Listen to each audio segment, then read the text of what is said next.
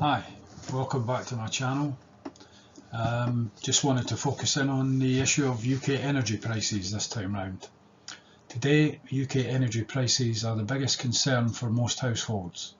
In this video, I aim to summarise the forecast increases over the coming months while putting this in context of the recent historical position. First, let's take a look back over the last couple of years. We can see back in April 2019, the average for the household was 1217 per year. We go to April 20, that dropped a little, 1126 per year. We go to April 21, for the average household, that's slightly up again, 1138. We go to April 22. This year, the fixed price cap increased to 1971 in April 22. The new price cap announced last week, £3,549 from the 1st of October. A couple of things to note here. Make sure you submit meter readings on the 30th of September. Even if you've got a smart meter, don't trust it. Make sure you submit your meter readings so you ensure that up to that date you're billed on old rates before the new price cap kicks in. Secondly, if you're coming off a fixed rate on a standard variable, then you can expect to see an increase. You've had it good for a little while, but this might be a bit of a shock to you. Looking at products available in the market today on moneysupermarket.com, there's only a couple of offerings. Co-op Energy offering 12 months fixed for £583 per month, or just to compare this to the October price cap, £6,994 per year with no early exit fee. Or Scottish Power offering a couple of standard variables, one to the 31st of August 23, the Green Flexi 2023 FM2 product at £467 per month or £5,600 per year. Or another standard variable with Scottish Power, 31st of October 23, £668 per month or £8,013 per year. That's the Green Flexi 2023 FM1. So just from these current offers, we should be expecting price caps. We could be expecting price caps at over 7 or 8k by January 2024. Anyway, looking at the latest forecasts beyond October from both sort of combined Ofgem Cornwall Insight, they're forecasting 5387 uplift in January 23 versus the 1st of October 3549. And equally into April 23, they're forecasting a 6616 per year cost. It's just absolutely phenomenal the way these costs are going up. I want to break it down a little bit more. So let's look at the monthly figures, just for clarity and comparison. We can see before April 22, we were paying on average about £100 a month, give or take, in the average house. From April 22, this increased by about 65%, to £165 per month. It's worth noting, as I said before, anyone coming at a fixed deal will see an initial increase of 65% if they came out after April 22, and a further increase from the 1st of October of 80%. So in total, a whopping 142% on average from their fixed deal, assuming that their fixed deal was somewhere around £100 a month. If we look at that in percentage terms, in October, that's a further increase of 8%, which is actual. In January 23, it's a forecast increase of another 52% on that 80%. And in April 23, it's another 23% on that forecast of increase of 52% and on that forecast of 80%, 23% on the 52%, taking us up to 551 per month. Now, as discussed earlier, there are no fixed deals out there at present worth looking at, as the latest is available as to the 31st of October 23. Well, wholesale prices go up and down from day to day, as we've seen at the petrol pump. This rarely results in any great decrease for anyone, so expect levels at least that forecast in April 23 for the duration of 2024, might be higher. We hear over the last few weeks that the Ukrainian army is on the offensive to retake Kherson, and various Western military commentators suggest the war in Ukraine may go on for years, so we should expect higher energy prices for a while yet. Mr. does beg a question though. What should the UK government be doing about this? So we look at this in a little bit differently.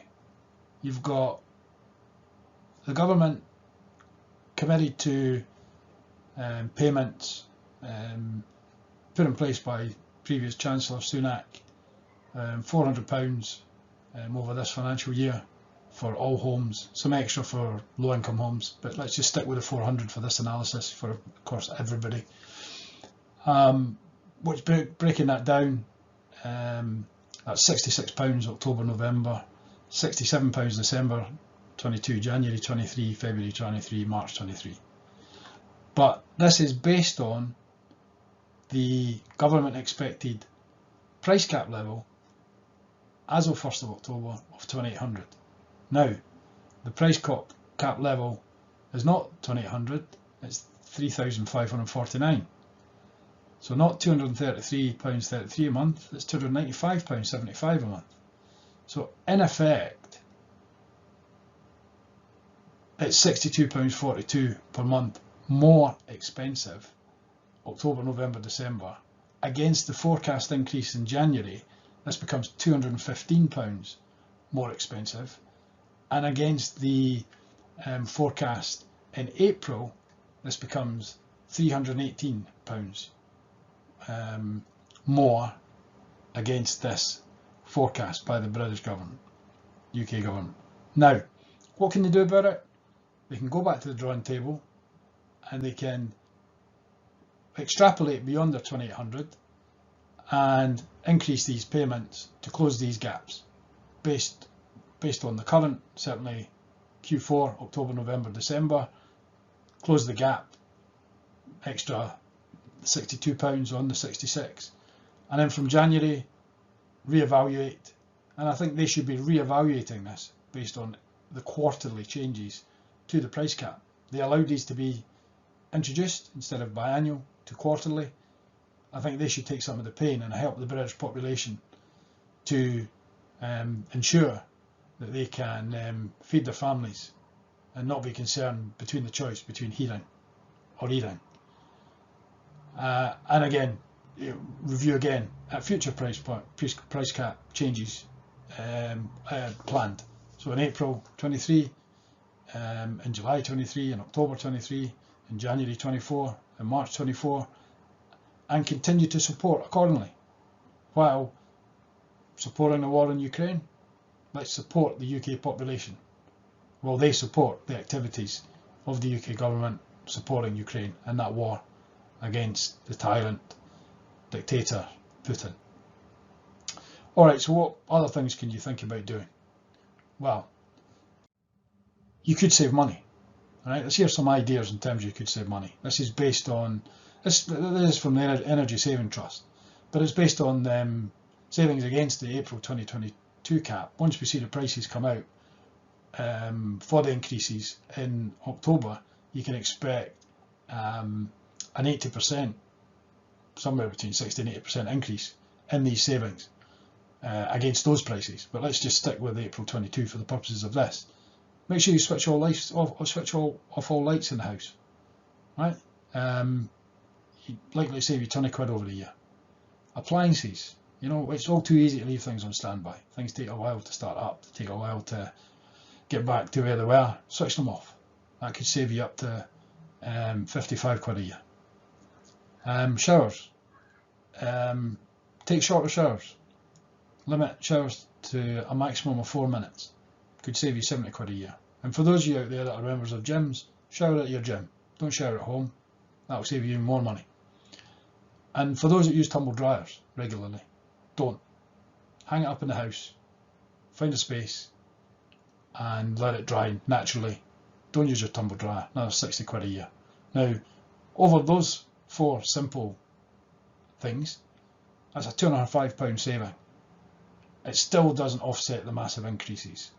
So no question, government help's required to ensure that the UK populace can continue to live in a reasonable way without putting further pressures on the health system and further pressures on young children in terms of ensuring they get meals and adults get meals. Hope you found this useful. If you like this content, subscribe. Appreciate feedback. Speak again soon. Hope this was helpful. Like to keep it simple, to the point. All the best. Bye bye.